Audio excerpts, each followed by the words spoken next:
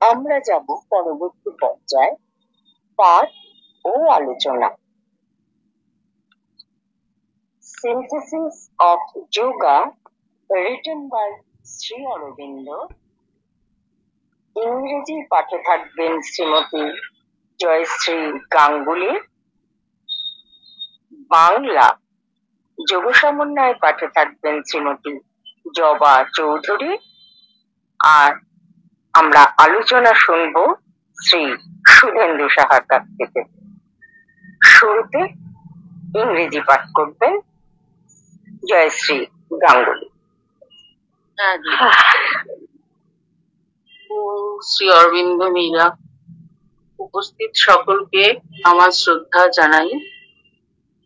আমরা পাঠ করছি synthesis of yoga, Sri Aurobindo. Each chapter, the ascent of the sacrifice, were 2, 11th para.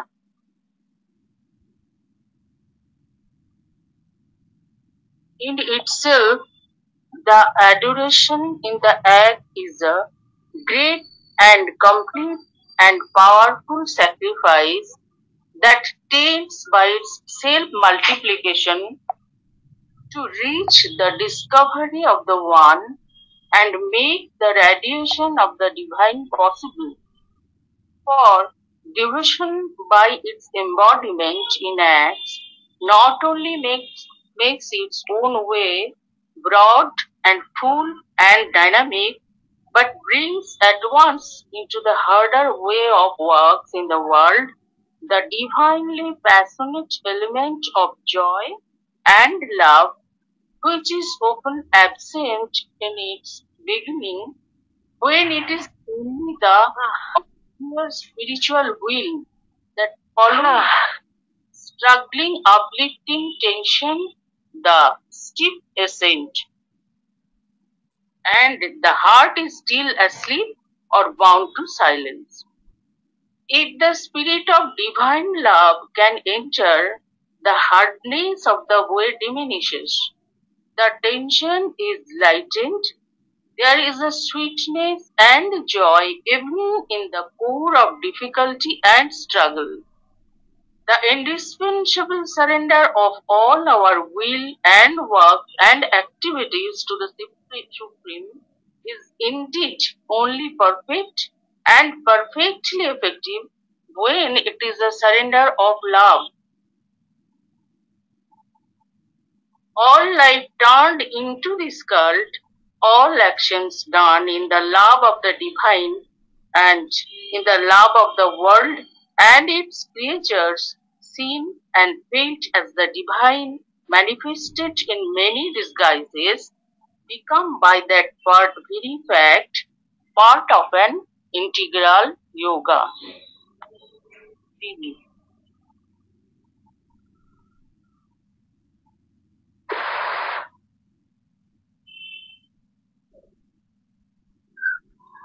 Bangla যোগ সমন্বয় পাঠ শুরু করছি, যেটি ইংরেজি প্যারাগ্রাফ পড়া হলো, শুধু বাংলা অনুচ্ছেদ। আমরা রয়েছি যোগ সমন্বয়ে ষষ্ঠ অধ্যায়, যজ্ঞের উদয়ন 2, পৃষ্ঠা 136।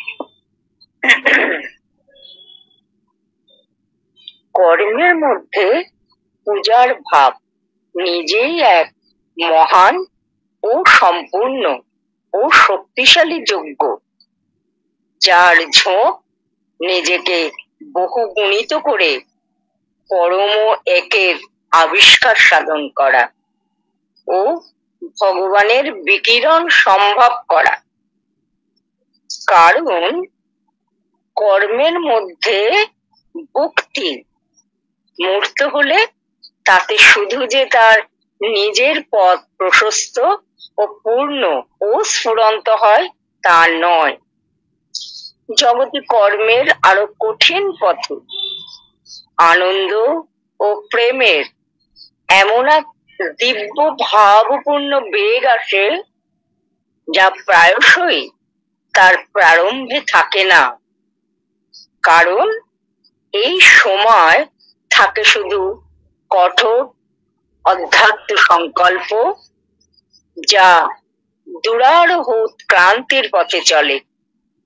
এক প্রয়াসকর ঊর্ধ্বগামী আদানে তার হৃদয় তখনও তাকে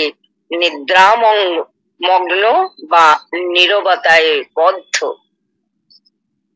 যদি এর মধ্যে দিব্য প্রেমের ভাব আসে, তাহলে পথের কঠোরতা হ্রাস পায়, প্রয়াসকর চাপ লঘু হয়, আর বাধা বিঘ্ন ও সংগ্রামের মর্মস্থলেও মাধুর্য ও আনন্দ আসে। বস্তুত পরমের নিকট আমাদের সংকল্প, কর্ম ও ক্রিয়াধারার যে সমর্পণ অপরিহার্য, তা সিদ্ধ ও সর্বতোভাবে ফলপ্রসূ হয় কেবল তখনই যখন তা হয় প্রেমের সমর্পণ। যখন সমগ্র জীবন পরিণত হয় এই পূজায়, সকল কর্ম করা হয় ভগবানের প্রেমে এবং জগৎ ও সৃষ্ট বিষয় সমূহের প্রতি প্রেমে, আর এই বোধে, এই উপলব্ধিতে যে এই সব ভগবানেরই অভিব্যক্তি নানা ছদ্মবেশে, তখন সেই কারণেই সকল জীবন, সকল কর্ম হয়ে ওঠে পূর্ণ যোগের অংশ। আমরা শুনবো আলোচনা শ্রী সুধেন্দু শাহ।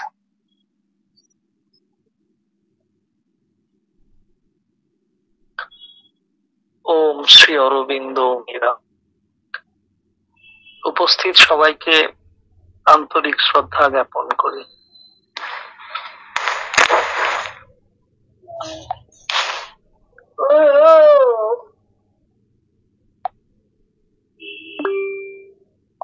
কল্যাণ যে তার অডিওটা একটু অফ করে দাও।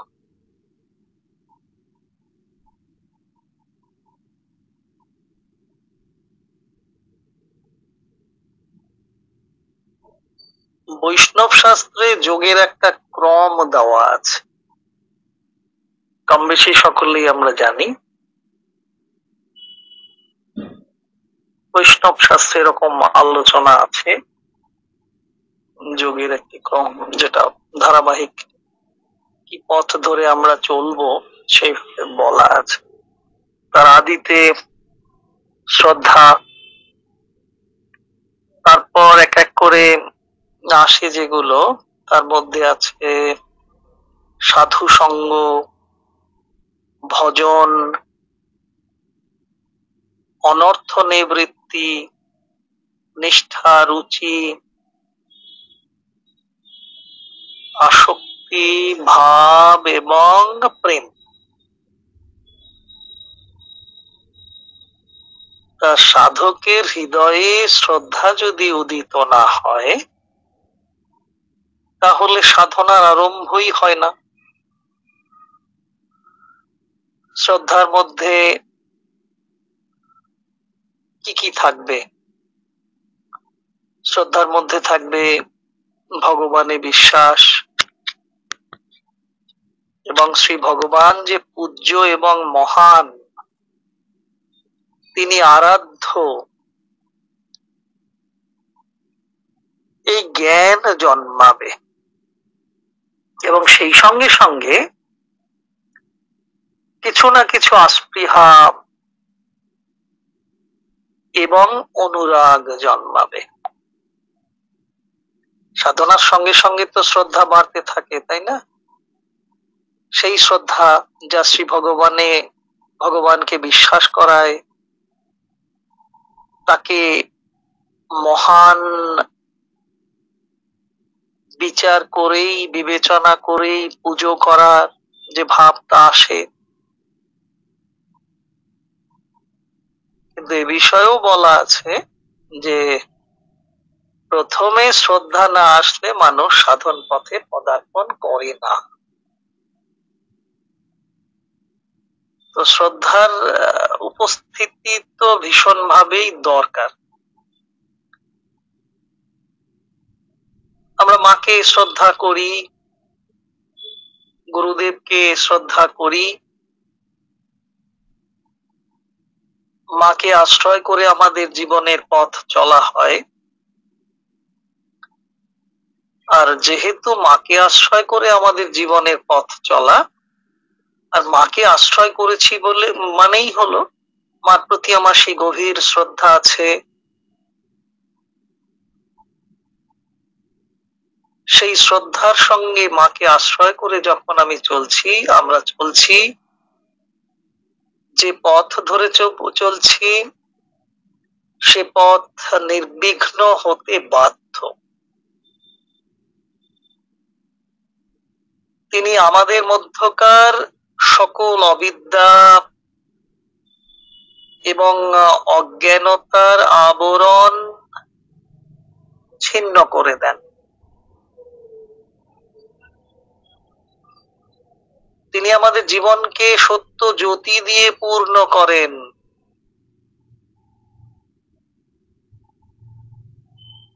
আমাদের যে গভীর বিশ্বাস কোথা থেকে আসছে, ভালোবাসা, প্রেম, শ্রদ্ধা, ভক্তি কোথা থেকে আসছে? কারণ আমরা সেই কেন্দ্রীয় চেতনা, আমাদের চৈত্য সত্তা মায়ের দিকে ফিরে রয়েছে বলেই আমাদের শ্রদ্ধা এসেছে, ভক্তি এসেছে, তাকে পুজো করার মনোবাসনা এসেছে। কারণ আমাদের সেই কেন্দ্রীয় সত্তা, চৈত্য সত্তা মায়ের দিকে ফিরে রয়েছে। আসলে যদি খুব বুদ্ধি দিয়েও বিচার করি তাহলে বোধহয় এরকম দেখা যায় যে মা সদা সর্বদা আমাদের চেতনার সত্য কেন্দ্রটি তৈরি করে দিতে চাইছেন। আমাদের ক্ষুদ্র অহং সেখানে বাধা স্বরূপ হয়ে দাঁড়ায়। যতদিন আমাদের সেই সত্য কেন্দ্র ঠিকমতো গড়ে না উঠছে ততদিন মা চেষ্টা করে চলেছেন। সেই রূপান্তরের কথা মনে পড়বে যে পৃথিবীর মানবকুলের একজনেরও যদি রূপান্তর হতে বাকি থাকে তাহলে মায়ের সাধনা শেষ হয়ে যায় না। আমরা এভাবেও বলতে পারি যতদিন সত্য কেন্দ্র ঠিক মতো আমাদের মধ্যে গড়ে না উঠছে ততদিন মা চেষ্টা করে চলেছেন, নিরন্তর তার প্রচেষ্টা চলেছে। কেন? আমাদের গড়ে তোলার জন্যে।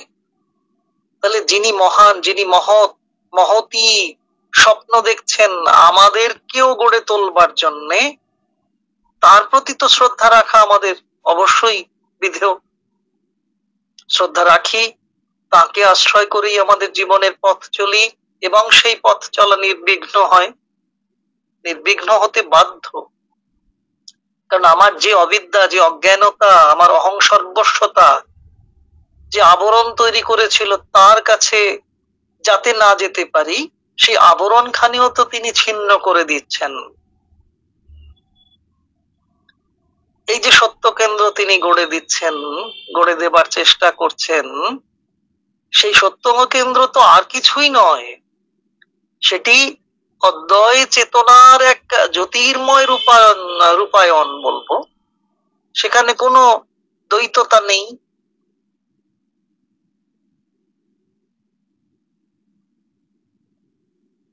আর কি বলতে পারি যে এই কেন্দ্রকে অবলম্বন করে বিশ্বশক্তি কাজ করতে পারে। সেই সত্য কেন্দ্র যদি প্রকৃতপক্ষে গড়ে ওঠে, সেই সত্য কেন্দ্রকেই অবলম্বন করে বিশ্বশক্তি কাজ করতে পারবেন।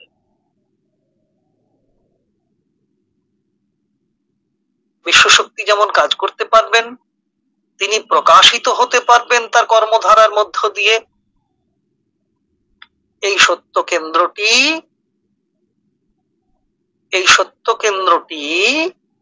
পরা প্রকৃতির এক শক্তি, এক অংশ, দৈবী শক্তির এক অংশ।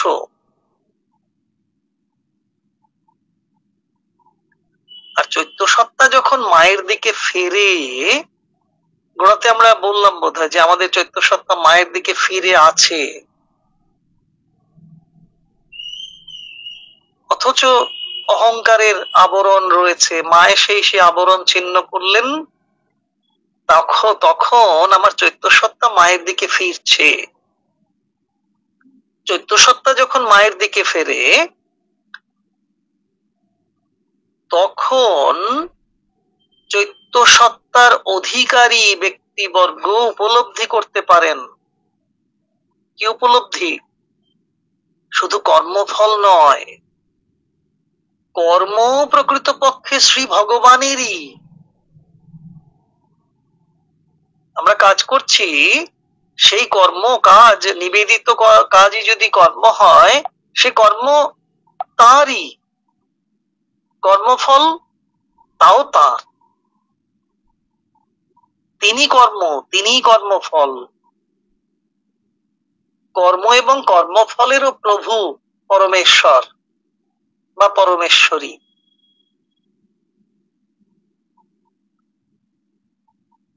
চৈত্য সত্তার প্রভাবে মানুষের মধ্যে অহংকার অতিক্রম করার অভিপ্সা জাগে। যে অহংকার পিছিয়ে দেয়, দৈবী শক্তির কাছ থেকে অনেক দূরে সরিয়ে দেয়, চৈত্য সত্তা কি করে না, চৈত্য সত্তা সেই অহংকারকে সরিয়ে দেয়। অহংকারকে অতিক্রম করবার এক আস্পৃহা জন্মে আমাদের ভিতরে, চৈত্য সত্তাই তা করে দেন। তখন ব্যক্তি সাধক, সমষ্টি সাধক নিজেকে বা নিজেদেরকে সমর্পণ যজ্ঞে নিবেদন করার তীব্র আস্পৃহা আসে তাদের মধ্যে। তবে এখানে নিশ্চয়ই খেয়াল রাখতে হবে আমাদের। কি খেয়াল রাখতে হবে না, এরকম যদি বলা যায় যে চিন্তাশীল মনের মধ্যে শুধু এবোধ জাগালে চলবে না যে আমাদের সমগ্র চেতনা এবং সংকল্পে একে পূর্ণ সত্য করে তুলতে হবে। শুধু যে ওই চিন্তাশীল মনের কিছু ভাব বোধ তা নয়, সেটুকুই আমাদের সব কথা নয়। আমাদের সামগ্রিক চেতনাঞ্চল জুড়ে, চেতন সাম্রাজ্য জুড়ে এবং সেই সংকল্পের মহিনতা দিয়ে, মহত্ব দিয়ে তাকে পূর্ণ সত্য করে তুলতে হবে। আর তোলে ওঠে সত্য কেন্দ্র তখন গঠিত হয়েছে, চৈত্য সত্তার পূর্ণ প্রকাশ ঘটেছে, সে মায়ের দিকে ফিরেছে, আমাদের অবিদ্যা এবং অজ্ঞানতার আবরণ ছিন্ন হয়েছে, মাকে আশ্রয় করে আমরা জীবনের পথ চলছি এবং তা নির্বিঘ্ন।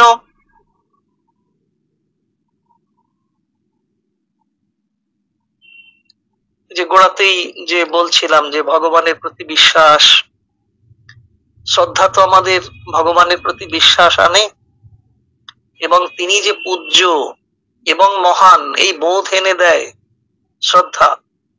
যে কথা শ্রদ্ধা নিষ্ঠা সমর্পণে আমাদের অন্তঃকরণ তৈরি করতে হয়, মা মহাগ্রন্থে শ্রী অরবিন্দ বলে দিচ্ছেন। তো আমাদের কর্মের মধ্যে পুজোর ভাব, the adoration in the act, এক মহান ব্রত। এই ব্রত যথাযথভাবে উদযাপন করার জন্যই এই জীবনকে আমাদের দেওয়া হয়েছে। আর আমরা নিশ্চিত করেই বলবো, পূর্ণযোগের সাধক সাধিকা আমরা প্রতিদিন অন্তত মা শ্রী অরবিন্দের চর্চা করার প্রবণতা যখন আমাদের মধ্যে রয়েছে, বা এসেছে, আমরা নিশ্চয়ই পূর্ণ যোগের সাধক সাধিকা। প্রতিদিনই তাই আমাদের নিষ্ঠা, আন্তরিকতা বা ঐকান্তিকতার পরীক্ষা দিয়ে চলতে হয়। এই তিনটি শব্দই তো নলিনীদা বাংলা করতে গিয়ে করেছেন সিনসিয়ারিটির। কখনো নিষ্ঠা বলেছেন, কখনো আন্তরিকতা বলেছেন, কখনো ঐকান্তিকতা বলেছেন। তো প্রতিদিনের কর্মক্ষেত্রে, কর্মচাঞ্চল্যের মধ্যে, কর্মব্যস্ততার মধ্যে যদি আমরা আমাদের নিষ্ঠা, আন্তরিকতা বা ঐকান্তিকতার পরীক্ষা দিয়ে চলি, বেশ হয় না? চলতে হয়, আসলে পরীক্ষা দিয়েই চলতে হয়। আমরা নিষ্ঠাবান কিনা, আমরা নিষ্ঠাবতী কিনা, আমরা আন্তরিক কিনা, আমরা ঐকান্তিক কিনা, একটু চেষ্টা করলেই সাধকোচিত মনোভাব গড়ে ওঠার সঙ্গে সঙ্গে এগুলো নিজেরাই সেই অ্যাসিড টেস্ট করে নিতে পারেন যে কোন কাজে আমার নিষ্ঠা কম পড়েছে। যেদিন আমার মনে হয় যে আমি অসুখী, মা বলছেন না তুমি লিখে দিতে পারো তুমি আন্তরিক নয়,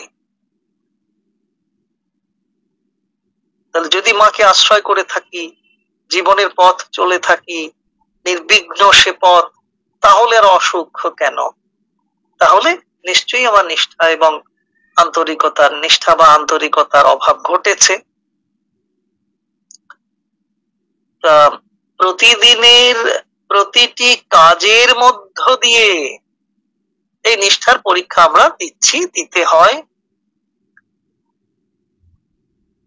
আমরা কি করি?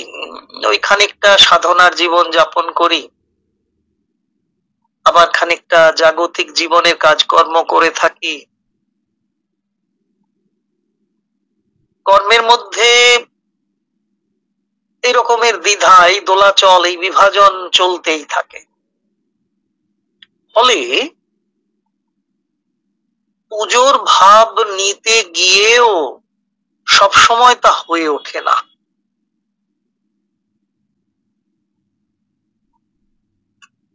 ওই যে দ্বৈততা রয়েছে, বিভাজনের ভাব রয়েছে, দ্বিধা রয়েছে কর্মের মধ্যে। তাহলে পুজোর ভাব আনতে যাচ্ছি, চেষ্টা করছি, কিন্তু সবসময় তা হয়ে ওঠে না।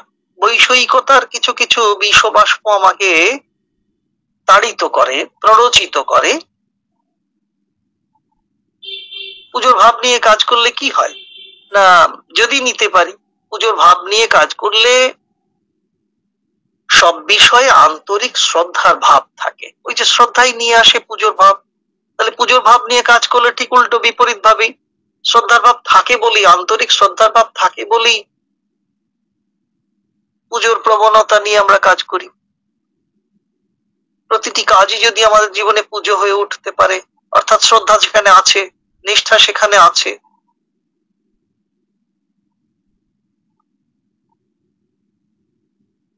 সেই শ্রদ্ধাপূর্ণ সমর্পণযোগ্য ঈশ্বরীয় সত্যবোধ আমাদের মধ্যে নিয়ে আসে। শ্রদ্ধায় পূর্ণ সমর্পণ, নিবেদন, যজ্ঞ কি করে? তার ফল আছে, বিশাল ফল না, ঈশ্বরীয় সত্যবোধ আমাদের মধ্যে নিয়ে আসে। নিজেকে তখন অনেক অনেক অনেক অনেক বেশি শুদ্ধ, পরিশুদ্ধ বলে মনে হয়। পুজোর আগের যে প্রস্তুতিটা থাকে আমাদের, সেই প্রস্তুতিটা আমাদের অনেক শুদ্ধ, পরিশুদ্ধ মনে হওয়ার দিকটা তো অনেকটাই বাড়িয়ে দেয়। নিজে যে কাজ করছি আমি, বা এরকম যদি বলে নিজের করা কাজ, নিজের করা কাজ তখন আর নিতান্ত নিজের থাকে না। ওই যে শ্রদ্ধা, ওই যে শুদ্ধতা, বিশুদ্ধতা এসেছে আমার মধ্যে, তখন আমি কাজ করছি, আমিই করছিলাম, এটা আমার কাজ, আমি করি, এরকম নিতান্ত একটা ভাব থাকে না। তখন ওই বিশুদ্ধতা, ওই শ্রদ্ধা, ওই আন্তরিকতা, এতদিন যা নিতান্ত একটা কাজ বলে করেছি, সেই কাজের মান এবং মাত্রা অনেক বেশি উচ্চতা পায়। তাই তো মায়ের কথা, মা বলছেন না, মায়ের মহাগ্রন্থ পড়তে পড়তেও তো আমরা সেই মায়ের রূপগুলো পড়তে পড়তে দেখি না যে মা কোন রকম দায় সারা কাজ, অর্ধেক করা কাজ, অর্ধসম্পন্ন যে কাজ তা পছন্দ করেন না। তো যখন কাজে পুজোর ভাব আসে, বা যদি এরকম বলি, এরকম বলা যায় কি, যে কাজে পুজোর ভাব তখনই আসে, হ্যাঁ এরকম যদি বলি যে কাজে পুজোর ভাব তখনই আসে যখন ভক্তির প্রাবল্য থাকে। ভক্তি, এই ডিভোশন আবার একটা বড় ফ্যাক্টর প্লে করছে এখানে। কাজে পুজোর ভাব আসছে, সেখানে শ্রদ্ধা দেখেছি, আন্তরিকতা, নিষ্ঠা দেখেছি। আবার এমন করেও যদি আমরা ভাবি যে কাজের যখন পুজোর ভাব আসছে এরকম মনে হচ্ছে, তার মানে ভক্তির প্রাবল্য আমাদের মধ্যে এসেছে, ভক্তিরও প্রয়োজন। তবে অধিকাংশ ক্ষেত্রে তা হয়ে ওঠে না। ওই আমি করছি কাজ, আমার বুদ্ধি রয়েছে, ভাব রয়েছে, প্রতিটি কাজের মধ্যেই আমার নিজস্বতা রয়েছে, একটা নিজস্বতার কারাগারে আমি কম বেশি বন্দী হয়ে আছি, এবং যে যে কাজ করছি তখন তা আসলে আমার নিজেরই জন্য। কারণ আমি কিছু না কিছু মাত্রায় হলেও নিজের চাহিদা পূরণই করি। কাজ করছি কিন্তু তার মধ্যে ওই নিজের পূরণ একটা চাহিদা থাকে, সেই পূরণ করার দিকেই নজরটা আমাদের বেশি থাকে। এইভাবে আমাদের কাজগুলো একটু একটু করে নিজের হয়ে ওঠে, বাসনা এবং অহংকার তাতে জড়িয়ে থাকে। ফলে প্রতিটি কাজের কেন্দ্র, উদ্দেশ্য, লক্ষ্য যাই বলি না কেন, সবই ঈশ্বরময় হয়ে উঠতে পারে না, অথচ যা হয়ে ওঠা উচিত, হওয়া দরকার। হ্যাঁ, এক শ্রেণীর তো নিশ্চয়ই হয় সেটা, তবে কখনো কখনো আমাদের কারোর কারোর সেটা হয়ও না। আমরা তো সাধক সাধিকা রূপী, আমাদের একটা স্পষ্ট করে বিষয় খেয়াল রাখা দরকার যে আমরা যেহেতু সাধক সাধিকা রূপ ধরে রয়েছি, মানুষ হিসেবেও আমরা সাধক সাধিকা। আমরা যখন কোনো কাজ বাছাই করি, সেখানে অন্তত কল্পনা করে হলেও ভিতরে ভিতরে নিজেকে, ওই শ্রী অরবিন্দ বলে দিচ্ছেন যে মাতৃশক্তির সামনে উপস্থিত আছি বলে ভাবতে হবে।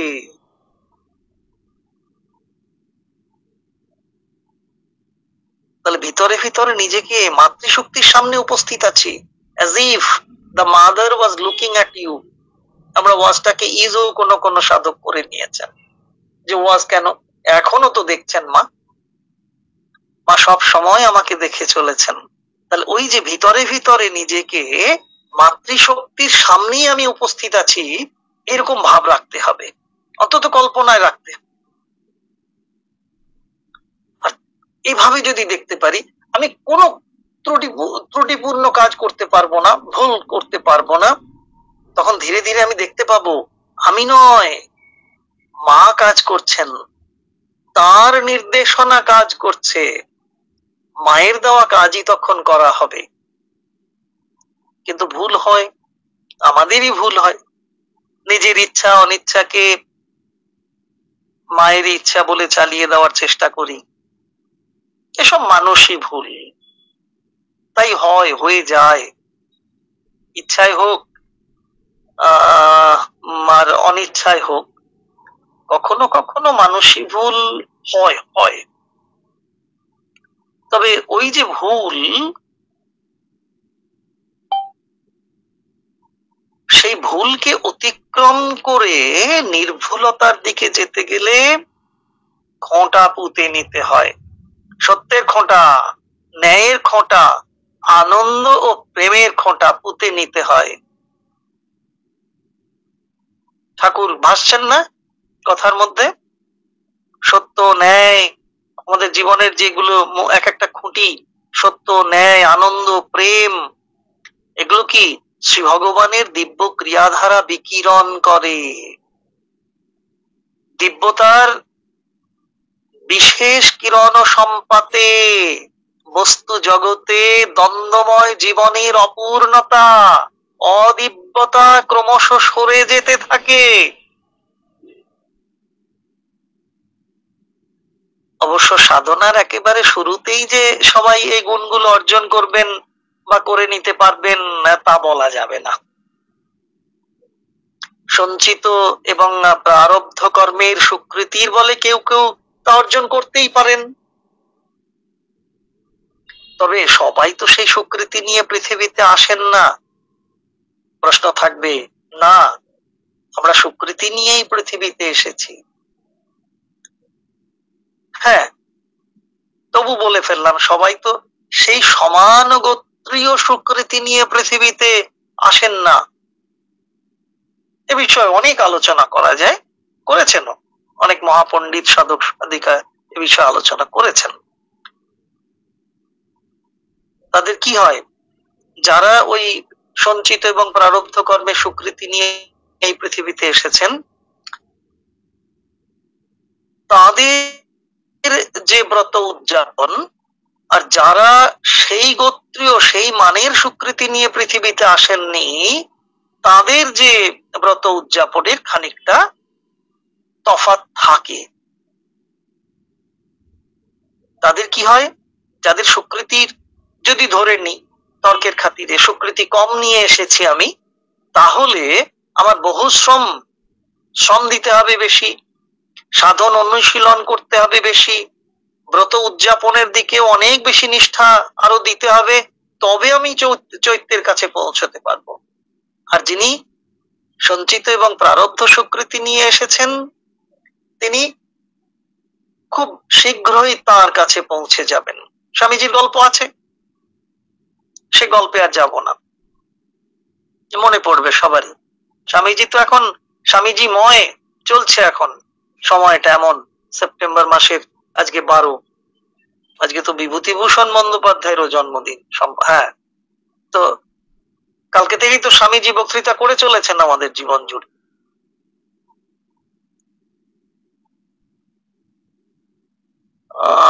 যদি এরকম হয় যে চৈত্য একবার সাধনকারীকে গ্রহণ করে নিলে, আমরা অনেক কষ্ট করে চৈত্যের কাছে পৌঁছতে চেষ্টা করি, আর চৈত্য একবার সাধন জীবীকে, সাধককে, সাধনকারীকে গ্রহণ করে নিলে অনেক দুশ্চিন্তার লাঘব হয়। যা বলা হয় তাই হয়, যা সত্য তাই দেখা হয়, তাই শোনা হয়, কোনো কাজে তখন থাকে না কোনো ত্রুটি বিচ্যুতি। সমতা ও সৌষম্যের আবহে সব তখন নিত্য মুক্ত ভগবত্তার প্রতিভূ। সাধন কালকে আমরা কি বলতে পারি, সাধন সময়কে, সাধন কালকে, সাধন কালকে একটা নীরব গুহা জীবন যাপন করাও বলতে পারি। উভচর প্রাণী যেমন ঘুমিয়ে থাকে না, অথচ নিঃশ্বাসে প্রশ্বাসে থাকে স্মরণ মননের খেলা। জীবন তো থাকে, আর জীবন থাকলেই প্রশ্বাস এবং নিঃশ্বাস থাকবে, তাহলে স্মরণ মননের খেলা চলতে থাকে। মা আমাদের সেই নিদ্রামগ্ন নীরব সাধনার মন্ত্র বলে দিয়েছেন, remember and offering, remember and offer, স্মরণ এবং নিবেদন। সুবিশাল, সুবিস্তৃত, সুমহান পরমকে স্মরণ করি আমরা, সেই বিশালতায় আবার সমর্পণও করি। তাকে স্মরণ করে পৃথ্বীজাত জীবাণু বা বীজাণু থেকে মুক্ত হই আমরা, শুদ্ধ হই আমরা, এবং কি বলবো, সেই শুদ্ধতাকে তার কাছেই করি নিবেদন। হ্যাঁ, যদি এরকম বলি, তার নাম জপ করে শুদ্ধ হচ্ছি, আবার সেই শুদ্ধতা তাকেই সমর্পণ করছি। বিশুদ্ধের কাছে আমার শুদ্ধতাকে সমর্পণ করছি, সেই শুদ্ধতা এসেছে তার নাম স্মরণ করে, মনন করে। কারণ ওই স্মরণ উপাদানের মধ্যে রিমেম্বারিং যে একটি উপাদান, রিমেম্বার করা, সেই উপাদানে আছে শুদ্ধতার বীজ। সেই শুদ্ধ বীজকে পরম বিশুদ্ধ শ্রী ভগবানের কাছে নিবেদন করার মধ্য দিয়ে পুজো পদ্ধতি এগিয়ে চলে। তাহলে পুজো কি না, আমাদের এই শুদ্ধ বীজকে পরম বিশুদ্ধ শ্রী ভগবানের রাতুল পাদপদ্মে নিবেদন করাই হলো পুজো। যদি এইভাবে আমরা বুঝি, শ্রী অরবিন্দ সেই পুরোহিত যিনি আমাদের পুজো শেখাচ্ছেন। পুজো পদ্ধতি এইভাবে এগিয়ে চলে, পর্যায়ক্রমিক রীতিতে আসে দিব্য অনুভূতি, আসে দিব্য বোধ, দিব্য প্রয়াস।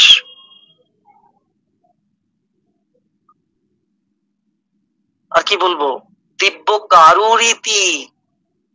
কি করে না, দিব্যের সেই কারুরীতি আমাদের জীবনকে প্রেমময় করে, পথ চলার ক্লান্তি দূর হয়। অনেক পরিশ্রম করে একদিন খুব কম ফল পাচ্ছিলাম, পাওয়ার অফ গড, দিব্য প্রেমের উপস্থিতিতে অল্প পরিশ্রম করেই বেশি ফল পাচ্ছি। তাহলে দিব্য প্রেমই তাহলে করুণা হয়ে উঠছে, আশীর্বাদ হিসেবে অবতরণ করছে আমাদের উপর। দিব্য প্রেমের সান্নিধ্য কি করে, দুরূহ পথ চলার কষ্ট লাঘব করে।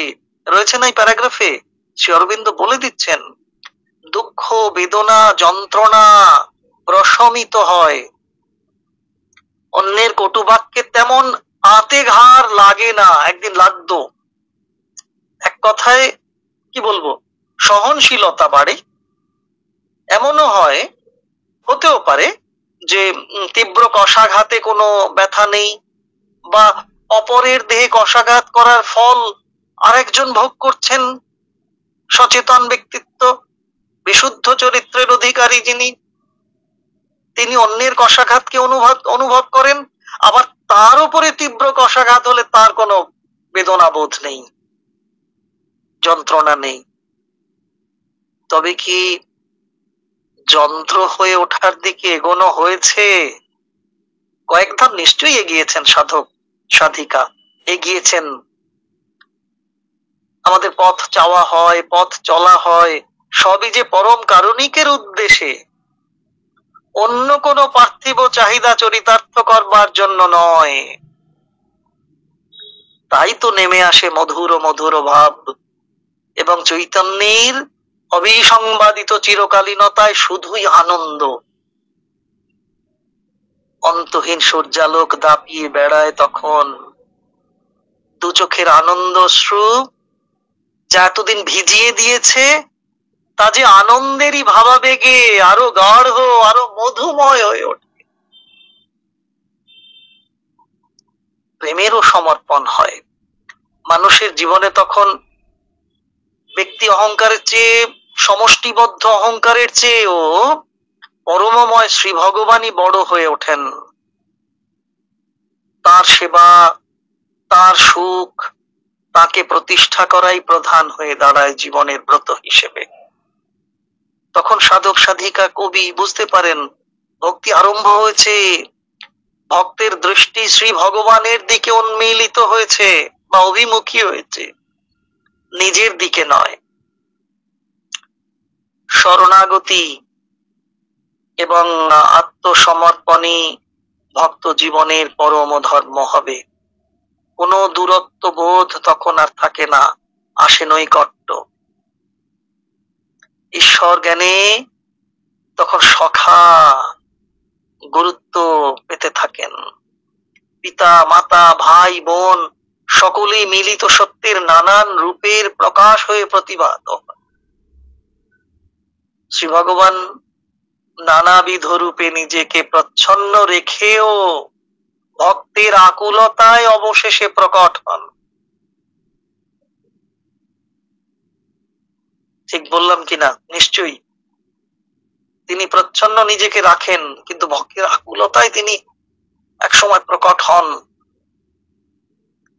জীবনের কোনো অংশই আর অতীত থাকে না, সকল অংশ স্বর্ণমণ্ডিত চেতনায় ভাস্বর হয়ে ওঠে। জীবন হয়ে ওঠে যোগ, কর্ম হয়ে ওঠে যোগ। জীবনের প্রতিটি কর্মই শ্রী ভগবানের সাথে যোগ ঘটিয়ে দেয়, সংযোগ ঘটিয়ে দেয়। সেখানেই তো শ্রী অরবিন্দের পূর্ণ যোগের সার কথা শ্রী অরবিন্দ যেন বলে দিচ্ছেন। যে ওই কথা আমরা যোগ সমন্বয়ে পড়তে গিয়ে প্রথম দিকেই পড়েছি, সমগ্র জীবনই যোগ, সকল দায়িত্ব কর্তব্য কর্মকুশলতা সবই তখন পূর্ণ যোগের অংশ হয়ে ওঠে। জয় মা, জয় শ্রী অরবিন্দ।